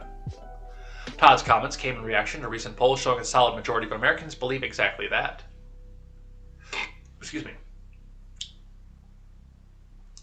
This isn't exactly hypothetical, of course, considering that Trump was president for 4 years not too long ago, while Vlad was president of Russia. Per The Hill, a new Harvard Center for the American Political Studies, Harris poll survey released Friday found that 62% of those who polled believed that Putin would not be moving against Ukraine if Trump had been president. When looking strictly at the answers of Democrats and Republicans, 85% of Republicans and 38% of Democrats answered this way. And with that, the 38% of Democrats have been brainwashed to believe that this is because he was Putin's puppet and he still had work to do to weaken NATO. Another poll released this week from HarrisX echoes the Harvard poll. 58% of voters blame Biden's policy for the Russian invasion, while 42% blames Trump's policies. Wow, really? Among independents, the people who ultimately decide many elections, 66% blame Biden, while just 34% blame Trump. To peel the onion further, there are some easy questions to ask if you take away the usual distractions that the mere mention of the names Trump or Biden provides to any conversation from partisan perspective. Did Putin invade any neighboring countries when Trump was in power from January 2017 to 2021? Answer: no. Did Putin annex any neighboring countries when President Obama was in power prior to Trump? Answer: yes. Georgia in 10 and Crimea in 14. Yet here we are, almost 14 months since Trump was in the Oval Office, and he's still living rent-free in the minds of those who get paid to talk about world affairs on TV, and as usual, there's disconnect between them and the public. Yes, there is. Now, again, I don't really care whether or not he would have invaded under Trump. I just want to get this all done now, without putting American troops in harm's way, or American children in harm's way, or people in the way of having to live without a father or a mother, because they went in there to go back and fight against the Russia. I want to see all of this end, and for there to be peace again. I don't care who's responsible at this point. I don't. Just let's get it done. Let's get it over with. And honestly, impeach the fucking vegetable. Some China news. Xi says China is willing to play a role in mediating the Ukraine crisis in a call with European leaders. From CNN's Beijing Bureau. You mean their administration? Oops, did I say that out loud? Xi Jinping said Tuesday that China is willing to work actively with the international community to mediate the war in Ukraine, but it did not offer details and reiterated his opposition to Western sanctions against Russia. During a virtual call with German Chancellor Olaf Scholz, the French President Emmanuel Macron, Xi said the situation in Ukraine was worrisome and China was deeply grieved by the outbreak of war again on the European continent, according to a statement from China's foreign ministry. China will stay in communication and coordination with France, Germany, and the EU, and in light of the needs of the parties involved, work actively together with the international community, the statement said, adding that all the efforts conducive to the peaceful settlement of the crisis must be supported. According to the foreign ministry, Scholz and Macron said their two countries are ready to strengthen communication and coordination with Beijing to promote peace talks. China and Russia share a strategic interest in challenging the West, but the invasion of Ukraine has put their friendship to the test. Yeah, okay. China has not directly condemned Russia's attack or imposed sanctions on Moscow, but it has not rushed to help Russia after the economy was hit by sanctions from all over the world, with experts saying Beijing's options are limited. Analysts say Chinese banks and companies also fear secondary sanctions if they deal with Russian counterparts. Bullshit! Beijing has consistently refused to call the war in Ukraine a Russian invasion, and Chinese officials regularly point to NATO's eastward expansion as a root cause of the conflicts, parodying a key Russian talking point. Bullshit! This is all bullshit right here. Xi is in the middle of this, because he is looking for somebody with a blue water naval capacity as he looks towards Taiwan. Make no mistake. I mean, I'm interested to see where this goes and what happens with this, but I know better than to think that Xi Jinping is innocent on this as well. Alright. Another one here from CNBC. China watches warily as Ukraine makes the US, EU, and Japan strengthen their alliance. Again, looking at the fact that they have an eye on Taiwan, and they have since the beginning of the Brandon presidency.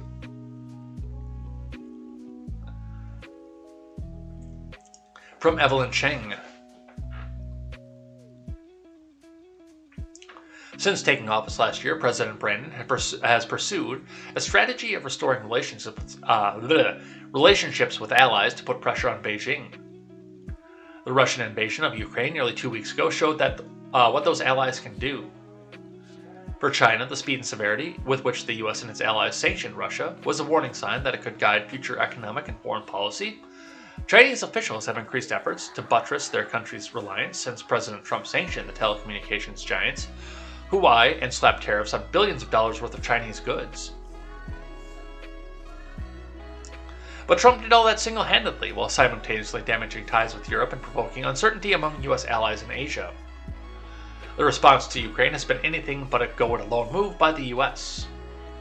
Given the success that the US has had in coordinating with financial sanctions and export controls, not just with Europe but also in Japan, a key player in tech value chains, this is extremely alarming for China, said Reva Gujan, senior manager for China corporate advisory team at Rhodium Group.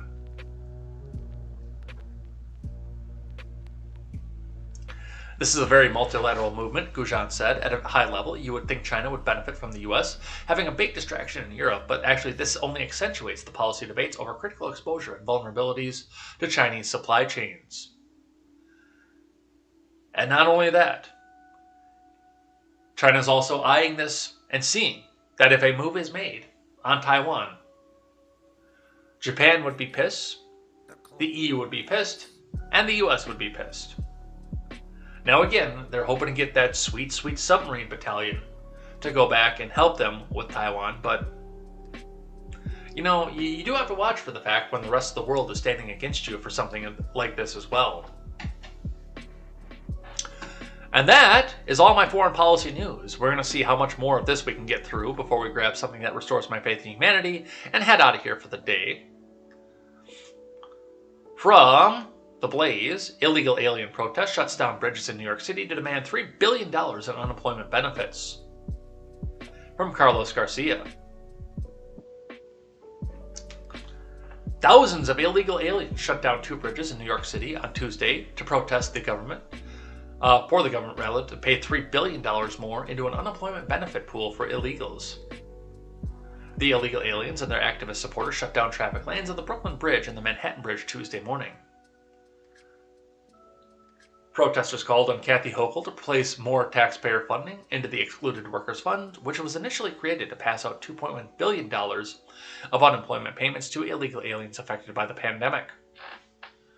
WCBS-TV reported that the funds were distributed to about 130,000 illegal alien recipients before it ran out. Each received the maximum benefit, which was $15,600.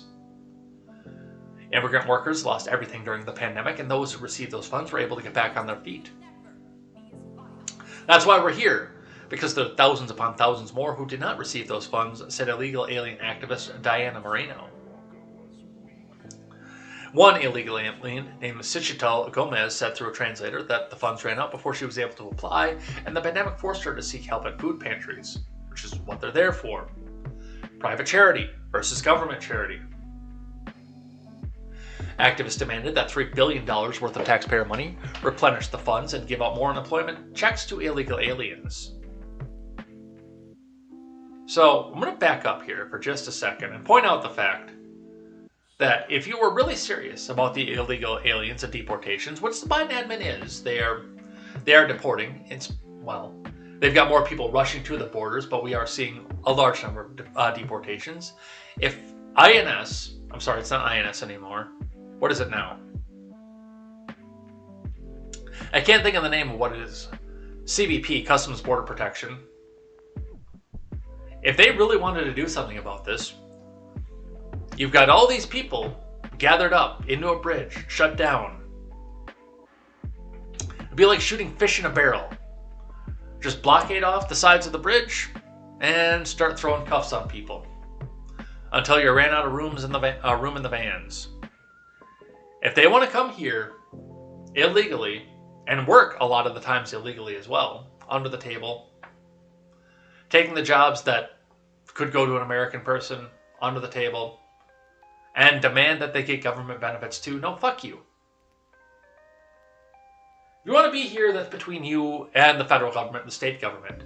Just, you're not going to take benefits from taxpayers for taxes that, in many cases, a lot of you aren't paying yourselves. I mean, there is the sales tax, don't get me wrong. But taxes you are yourselves not paying. No, fuck you. We ain't doing that. And if you do think that this is something you're entitled to, I'm sure you could go back and take it up with Mexico City. I'm sure they'd be loving to talk to you about this right now, and all the benefits that they could give to you.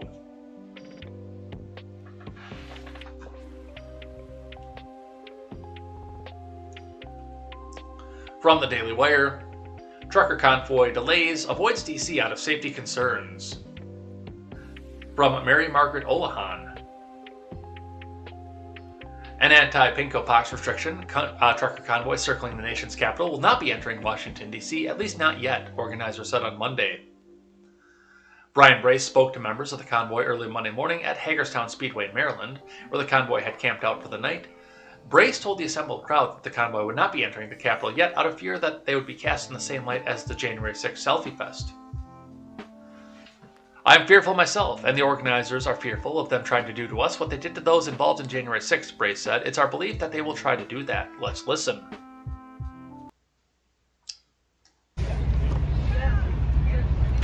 I am fearful, Brian Brazzi and the organizers are fearful of them trying to do to us what they did to those involved in January 6th. It is our belief that they will try to do that. So with that said, we are making diplomatic moves. That means that we're not that means at this time, meaning today and tomorrow, we are not and will not go into D.C. proper. Again, I know some here really passionately want that to happen. But I have to worry. Yes, there are some people in that crowd that really, really passionately want that to happen. They're called federal agents. Worry about the safety of the children that are in this convoy. Yes. I have to worry about the safety of each and every single one of you, and I don't want that on my conscience that I brought people down there and bad stuff happened. Right there's a little baby up in the air. We need to protect that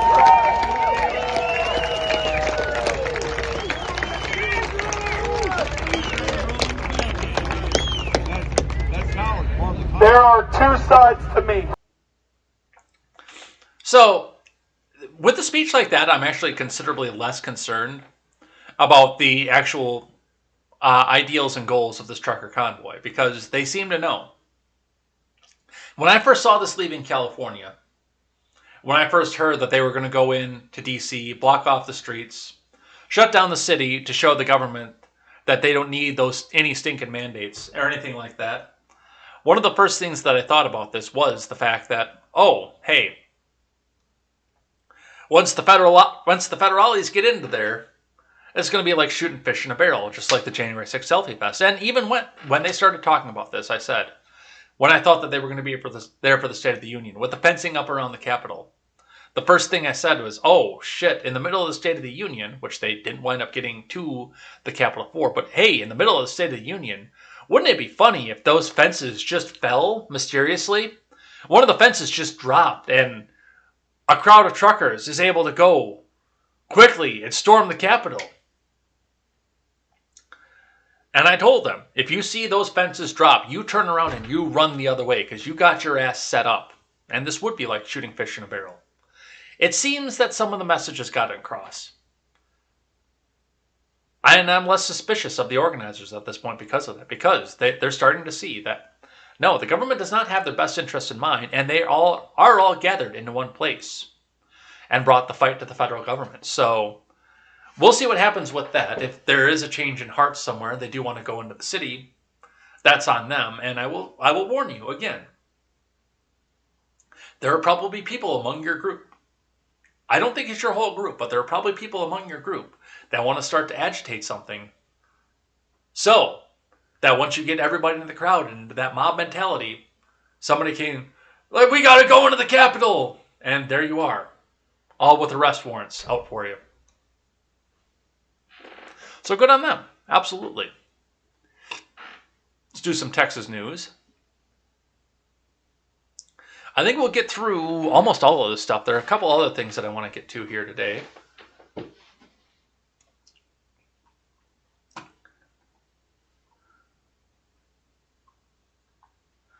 From the Blaze, Texas GOP donor sues Beto O'Rourke for defamation. From Chris Pandolfo, Texas Democrat Beto is being sued for defamation after the gubernatorial candidate criticized an oil pipeline billionaire's donation to his opponent, Governor Greg Abbott, claiming the Republican governor has been bought off by energy executives. Energy Transfer Chairman Kelsey Warren is suing O'Rourke over claims that the Democrat made about Warren's $1 million donation to Abbott's campaign. The lawsuit was filed in February in rural West Texas, the Associated Press reports. Essentially, O'Rourke contends that Abbott has insufficiently regulated energy providers in Texas, which he says is one reason Texas' power grid failed after severe winter storms rocked the state last year. He's accused the two-term GOP governor of being soft on energy companies and has cited Warren's donation as an example of how energy executives can have bought off the governor. Warren's company, Energy Transfer, reported $6.7 billion in net income for 2021, including about $2.4 billion in revenue earned after the February 2021 storm caused natural gas prices to surge. The Associated Press reports that 4 months after this earnings report, Warren gave Abbott's campaign $1 million, his largest political campaign contribution in decades. O'Rourke contends that Abbott purposely mishandled the power grid crisis so energy companies could increase their profits. Abbott put their profits over lies, brah, because they bought him off, the Democratic challenger tweeted on January. During at least one campaign stop, O'Rourke specifically mentioned Warren's $1 million donation to Abbott, which was probably a mistake. If he did say general into the industry, there would not be a standing, but if he did say a name, Warren, then that's where you're getting the defamation from. To Abbott, and said the contribution looks like a bribe to me, according to the Associated Press. The energy executive's lawsuit says O'Rourke's claim is defamatory. It is. Because it is targeted, it's specific, and it is meant to disparage the person's livelihood and businesses and business interests. It is absolutely defamatory. Unless you have specific proof that it was a bribe, that's a defamatory statement. If you actually have a specific proof that says, okay, well, we're going to give you this money if you do this. Or here's that money, it would be a shame if something. If you have specific proof that that was the actual exchange, that it was a bribe, it's not defamatory. But I suspect that O'Rourke does not have that. So even if it was a bribe, which I don't think that it was, I think it's just an in-kind campaign contribution. It's one that I don't like because it's excessive, but it's just an in-kind campaign contribution. Unless you have absolute proof beyond a reasonable doubt that it's a bribe, that's defamation.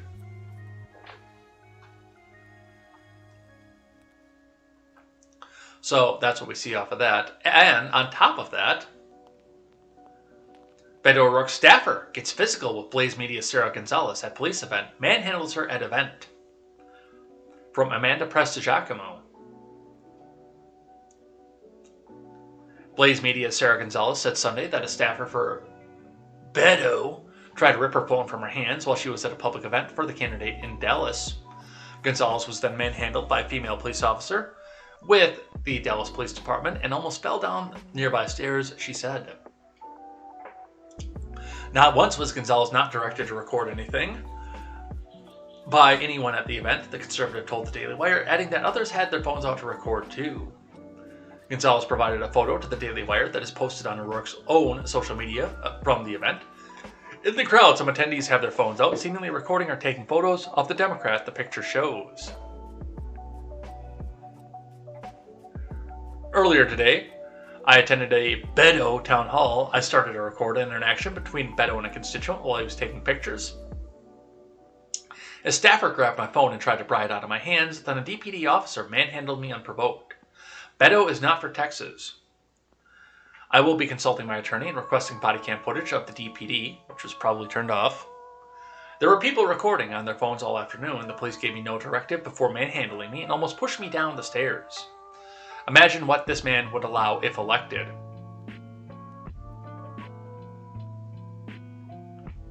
Step 1 is done, a formal request for body cam footage.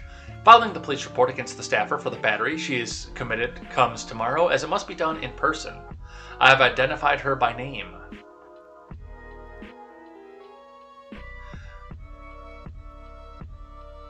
So, and I mean, Sarah Gonzalez is not a very big woman either. She's not. So, and I don't know, it was a female police officer, and I believe, was it a male staffer that did it, did they say?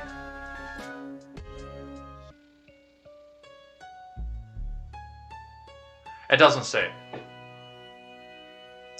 But regardless, to be physically pushed around like that, especially if other people are out there doing it, without at least the directive to modify your behavior, that's a little bit out there. All right, but with that, we are out of time, which is which sucks because I really wanted to get to this one here, but we're out of time right now. So the last thing that we're going to do today is something that restores my faith in humanity. It's something we always do on a Wednesday, and I'm actually glad that I caught this yesterday because otherwise it would have just made it onto the regular stack. But let's talk about this one here. I saved this one for today. From the Blaze. Well, that brought tears to my eyes. Singer's microphone fails during the Star Spangled Banner, so about 75,000 Charlotte fans take over. From Dave Urbanski. It just seems to keep happening. Lately, whenever a national anthem singer's microphone malfunctions during a sporting event, the crowd faithfully steps in, picks up the slack and steals the show, finishing the Star Spangled Banner like no single vocalist ever will. And that's exactly what happened Saturday night in Charlotte, North Carolina, when nearly 75,000 soccer fans gathered at a sold-out Bank of America Stadium for Charlotte's FC's home opener against LA Galaxy. Sure enough, the singer's amplified effort went bad early in the national anthem, which, again, the question would be, why does this keep happening? But the North Carolina collective knew just what to do. The Charlotte Observer called it a beautiful moment. Let's watch.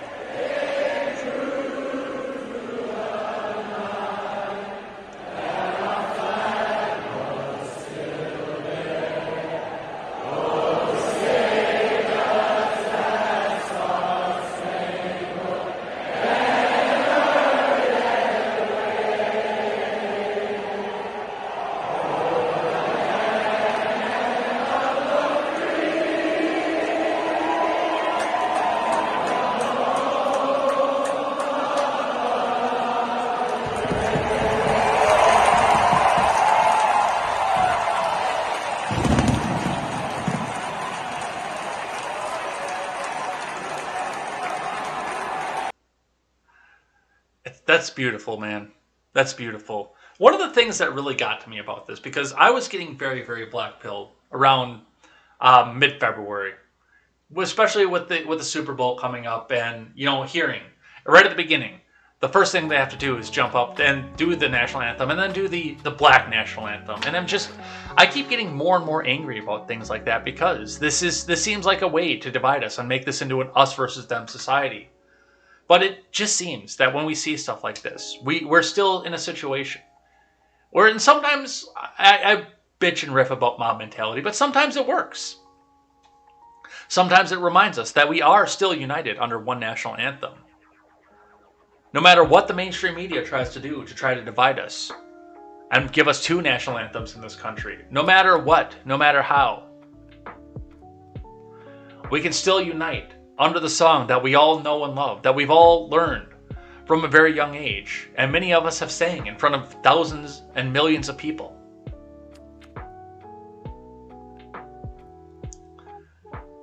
We still have that ability. We still have the ability to unite. It doesn't seem like it sometimes in this country right now, admittedly. It seems like we may be at a breaking point and almost just about half and half. But then I see stuff like this, and I'm restored. My faith in humanity is restored, that we can still come together. And if there did happen to be something major that we needed to do, we could still muster up enough support to come back together and defend our fellow man and our fellow country. We may be divided on socioeconomic policies. We may be divided on foreign policy. We may be divided at who's at fault for what's happening in the Ukraine, what should happen with Taiwan, where the EU should go, what we should do with NATO, and a host of other things in this country. But we can still unite when the need arises. And something like this, that shows it to me.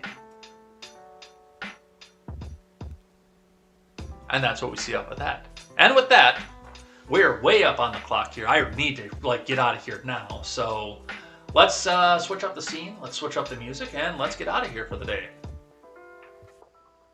Do or do not. There is no. Where's the outro? There it is.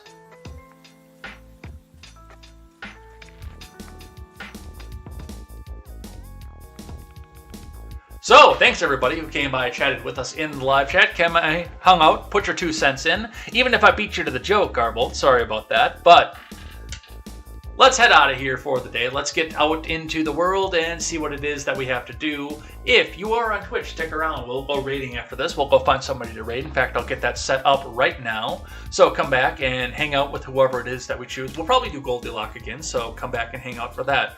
Otherwise, come and join us and go see the Daily Ignoramus after the show in about a half an hour, so that'll be fun as well. And come back and join us tomorrow for more contemporary, more news headlines. We will be talking about, this is probably going to be the thing that I hate tomorrow, but the sexy summer camp. We'll hold on to that. Dianne Feinstein's aid, the Michigan governor stuff, and probably plenty more Ukrainian news. So come back and join us for that. We'll talk probably about gas prices too. I might, again, switch out the scrap metal for gas prices because this is probably something we should be tracking as well. We'll see what happens. We'll see where this goes. Remember, go and buy your EV, you bigot. Let me get this set up so we can go and see who we're going to go raiding with. Yeah, we'll do Goldilocks. We'll go see what Goldie is up to over in the Netherlands. So stick around if you're over on Twitch. Otherwise, we will see you guys here. And we'll see you next time over here on Contemporary. And until then, I am Jay Edgar, and this is Contemporary.